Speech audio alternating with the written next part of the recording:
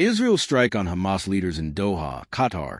drew widespread global criticism for targeting a Gulf Arab nation amid ongoing ceasefire talks. Countries condemned the move as escalating regional tensions and undermining peace efforts. Russian Foreign Minister Sergey Lavrov said the situation is even more so cynical because Qatar is one of the key intermediaries in the indirect talks between Israel and Hamas. Special significance to developing relations with the Persian Gulf countries. It is one of the priorities of our diplomacy, and the strategic dialogue that was established back in 2011 over these 14 years proved to be efficient,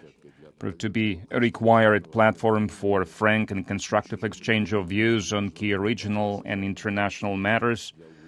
just similarly to deepen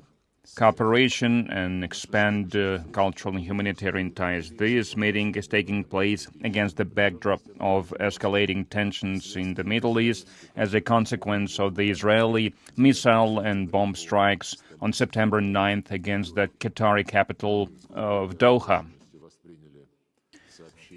We are deeply concerned receiving news about this act, and we believe it is attack against the territorial integrity of independent state, a step against that is going to destabilize the situation even further in the Middle East, and these actions, they must be condemned. And the situation is even more so cynical because Qatar is one of the key